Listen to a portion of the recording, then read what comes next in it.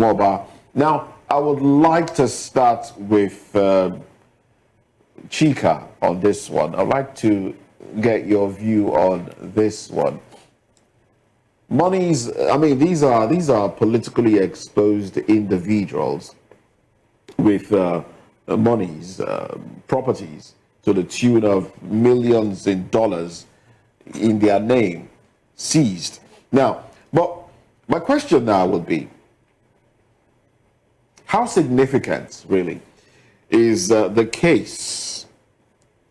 How significant is this case in the broader context of Nigerian corporate governance, anti-corruption enforcement of global efforts to trace illicit flows from resource-rich countries? The truth is that everybody knows that Nnpc is one of the biggest, if not the biggest, cash cow for politicians and other individuals who are highly blessed in Nigeria. So it is not surprising if other eggheads are a kind of subjected to accountability. We will be shocked. We will be shocked to know what has been happening in Nnpc.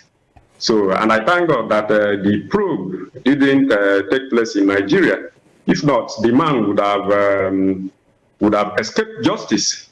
So it is a shame that in Nigeria, people behave, people steal, people loot, and get away with it.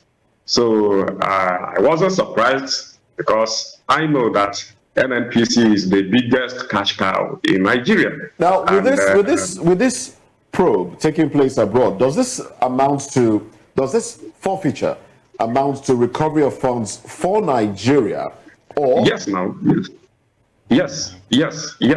So the money will come to Nigeria because it was stolen from the Nigerian treasury. So it will come back to Nigeria after following due process. You know, it's a kind of repatriation. So the money will be repatriated into Nigeria, because it is Nigeria that owns the money that was so stolen. So it is a very nice one. Recovering that kind of amount of money is a good one, and it is a challenge to our EFCC and our judiciary, because if the man were to be brought to justice here, he would have escaped it. You know, he would have been subjected to maybe plea bargain, or settling this person, the other person, and it will be swept under carpet. You see, so, you know, if worse comes to worse, then the man would have joined APC and promised to contribute to the campaign of 2027, and that's all. All right. So it is a shame that in Nigeria we are not serious with accountability, and those who are responsible for that are not even thinking towards that way. All they want is to have their own court. So EFCC, it is a shame. It is a shame, but I thank God that USA was able to do that, which the Nigerian system ought to do, but couldn't. So it is a nice one, and I believe that as time goes on, many others will be recovered, because almost all the eggheads in the Nnpc have soiled their hands. So, and the EFCC is aware of it. Okay. But I would like us to talk about the fact that I would like us to talk about the fact that names of those involved in Nnpc have their fingers soiled, but some of them are still there in Nnpc. I would like us to talk about that and what that means for that sector of Nigeria's economy. But let me bring this conversation right now back to the studio, where we have Ezike Wednesday Jesus. Now, will this be a deterrent to some politician who feels they could take, steal from Nigeria and go invest abroad? Will it be a deterrent in any way? No way, it won't. It won't be. Looking at this thing, it reminds me of the case of Alamesea. Yeah, same. It has happened before. and it didn't serve as a deterrent. It continues to happen. It continues. You know, look at EFCC that we're talking about. The EFCC and the CIA and FBI share the same intelligence. As a matter of fact, it is the FBI that trained the EFCC. You understand? So how come we don't have that same level of accountability here? We have to wait for them to do the arrests, then we'll not have it on our record that such a thing has happened. Meanwhile, they share the same intelligence. It's not as if they don't know. They have known all this while that this man has been laundering money, and they did nothing. This is a crime scene. Like if I say the country is a crime scene, it will look as if maybe I'm like trying to be uncivil with my language. But it's just what it is. It's just what it is. So it's never going to serve as a deterrent. It's going to continue and continue. Because it's who they catch that you can call the thief. So now do you see political interference in all of this? Is it because, and I don't want to believe that it has to do with any party, because people in PDP also had issues, and how many of them were brought to book? So is there political interference, or is it a Nigerian thing? Is it our way of life to say, okay, it is my turn to take and go. Now it's your turn, take and go. What is it actually? The country, like I said, is a crime scene. Okay. It's a Nigerian thing. Okay, so we condone the crime. We don't condone crime. So why are we not It's fighting like I just told you, it's whoever they catch that you can call the thief.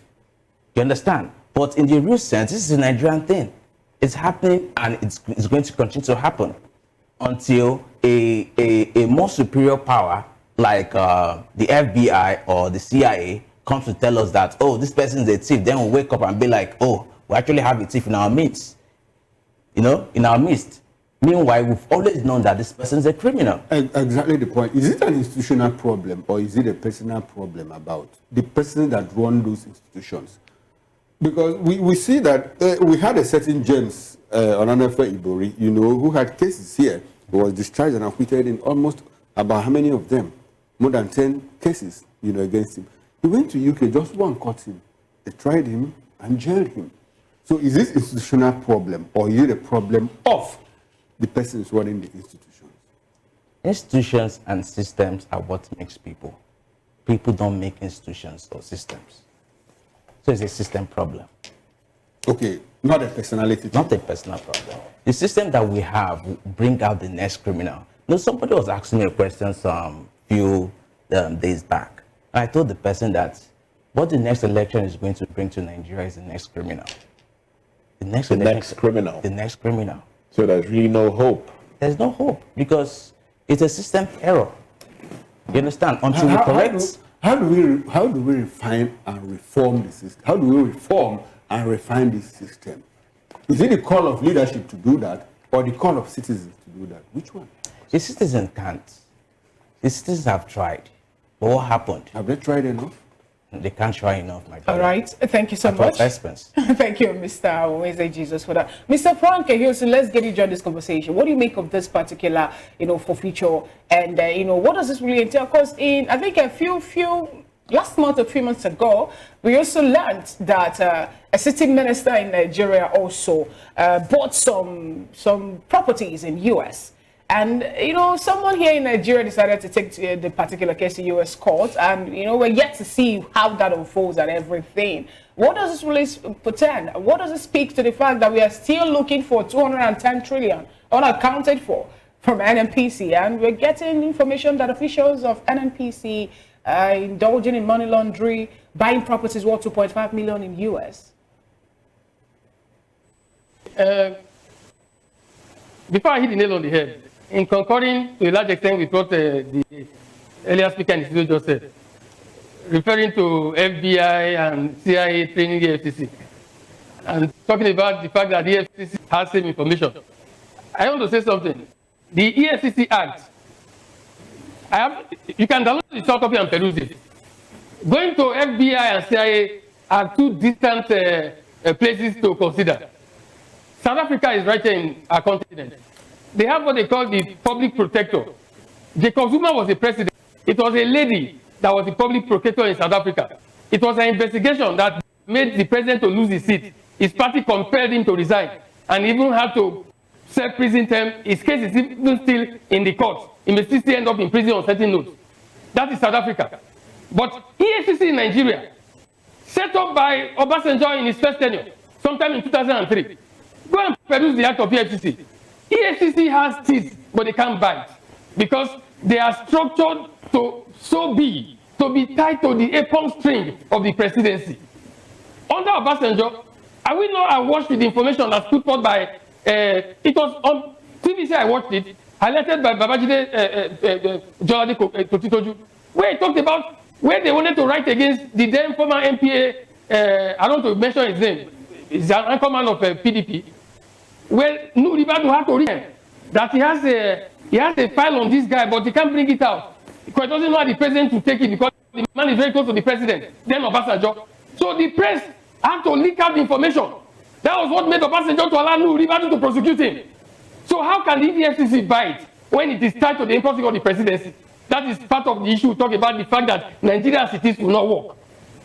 So that's just to respond to what he said. Why EFCC will not respond? It's so structured. Unfortunately, coming back to the issue of corruption, let me establish a fundamental. In the history of the evolution of mankind, sustenance of nationhood has always been proportional to the index of law enforcement. From time immemorial, dating back to the days of Hammurabi, when he presided over the affairs of Babylon about 1,750 years before Christ. Its standards have not changed. Whether the system is communism, capitalism, socialism, narcissism, whatever it is, the sustenance of nationhood or any collective is always proportional to the index of law enforcement in that system. Right. The story of Nigeria in terms of law enforcement. So all these things we are complaining about, I beg to tell you that there is worse ahead because the system guarantees it. Bertrand Russell, before I go ahead with my viewpoint, we are running out. We're absolutely out of time. I'd like for you to just land on your thoughts, and then we'd like for you to join us during newspaper review, and we can talk more about these things. Peace in 1917, titled Political Ideal, and he affirmed that there are two types of impulses in the affairs of mankind. There is the creative impulse and the possessive impulse. Any government that thrives is a government that incentivizes creative impulse. But in Nigeria, government by policy and practice incentivizes possessive impulse that pertains to personal gain. So what we are seeing is a tip of the iceberg because there is worse ahead based on this trajectory. A tip of the iceberg, worse ahead. Not good commentary, I must say, but scary. But anyway, thank you very much, Frank Ehiosun, who is the public affairs commentator. He is an author. And of course, thank you very much, Frank, for your contribution on the program.